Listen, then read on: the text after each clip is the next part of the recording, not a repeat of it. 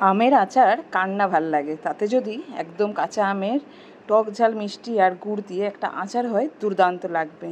তো চলুন আজকে বানাবো টক ঝাল মিষ্টি কাঁচা আমের আচার, আর তার মধ্যে দিচ্ছি একটা স্পেশাল মশলা। তো কীভাবে বানাচ্ছি শুরু থেকে শেষ অবধি এখানে কিন্তু দেওয়া আছে। আশা করি ভিডিওটা পুরোটা দেখবেন এবং ভালো লাগলে যেন আপনার মতামত অবশ্যই জানাবেন। আমি গীতা, আপনারা দেখছেন রাজগীত কিচেন।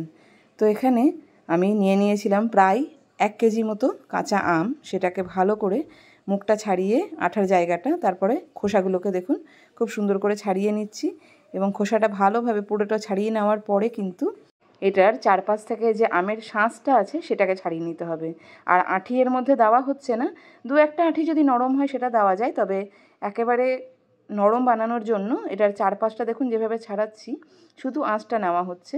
এই দেখুন এরকমভাবে দু সাইডটা কেটে নিচ্ছি। এবার চারপাশ কাটা হয়ে গেছে এবং দেখুন আমি প্রায় 1 কেজি মতো আম কেটে এরকম যেরকম মন স্লাইস করেছি, লম্বাও কাটতে পারেন ছোটো ছোটোও কাটতে পারেন, এভাবে 1 কেজি মতো আম কেটে নিয়েছি। এখানে কড়াইয়ে তেল গরম করতে দিয়ে দিচ্ছি। এর মধ্যে দিয়ে দেবো হচ্ছে প্রথমেই 5 ফোড়ন। 5 ফোড়ন দেওয়ার পর দিলাম শুকনো লঙ্কা আর দিয়ে দেবেন তেজপাতা। আর এবারে দিয়ে দেবো হচ্ছে কালারের জন্য হলুদ। কালার আসলে দারুণ লাগে রান্নাগুলো খেতে। আর এবার পুরোটা দেওয়ার পরে ভালো করে কিন্তু নাড়াচাড়া করে নিচ্ছি। তো 2 মিনিট ভাজার পরেই দিয়ে দেবো কেটে রাখা আমগুলোকে। একদম ইনস্ট্যান্ট রান্না, খুব তাড়াতাড়ি হয়ে যাবে। এবার দিয়ে দিচ্ছি ওপর থেকে নুন। এবার নুন দেওয়ার পর বেশ কিছুক্ষণ চালাতে হবে। 5-7 মিনিট চালানোর পর দেখুন আমটা কিন্তু কাঁচা আম হালকা নরম হয়ে এসছে এবং এটাকে আরও কিছুক্ষণ চালিয়ে নিচ্ছি। যখন দেখবেন পুরো ভালোভাবে নরম হয়ে গেছে আমটা এবং ভাজা হয়ে গেছে, এবার আমি প্রায় এর মধ্যে 1 কিলো আমে 1.5 কিলো মতো গুড় নিয়েছি এবং গুড়টাকে ভেঙে নিয়েছি একটু নোড়ার সাহায্যে। আর এবার এটাকে দিয়ে দিচ্ছি। দেওয়ার পরে আমি রেস্টিং টাইমে রেখে দিয়েছিলাম, একদম গ্যাসটাকে কম করে 4 মিনিট মতো রেখে দিয়েছি এবং দেখুন গুড়টা পুরো গলে গেছে এবং আমের মধ্যে পুরো ভাসিয়ে দিয়েছে আমটাকে। এবার এটা আমটাকে হতে দিতে হবে বেশ কিছুক্ষণ। এই আচারটা হতে কিন্তু একেবারেই যে খুব কম সময় লাগছে তা না, বেশ অনেকক্ষণ সময় লাগবে। আর দেখুন এখন আমের জলটা জাস্ট বেরিয়ে এসছে। এটা আমের মধ্যে অ্যাবজর্ব হতে এবং পুরো গুড়টা পুরো একদম থিকনেস আসতে অনেকটা সময় লাগবে।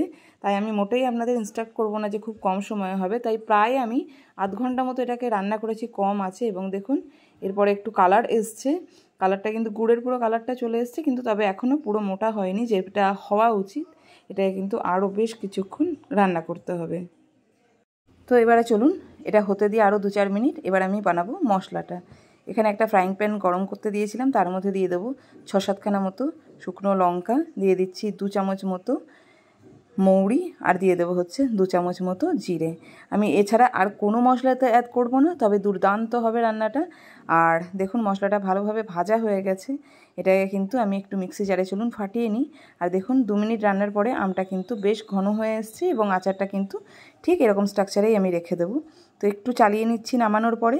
আঁচ থেকে নামানোর পরেই মশলাটা অ্যাড করবেন, তাতে কিন্তু মানে মশলাটা খুব ভালোভাবে অ্যাড হয়। তবে এখনও গরম আছে।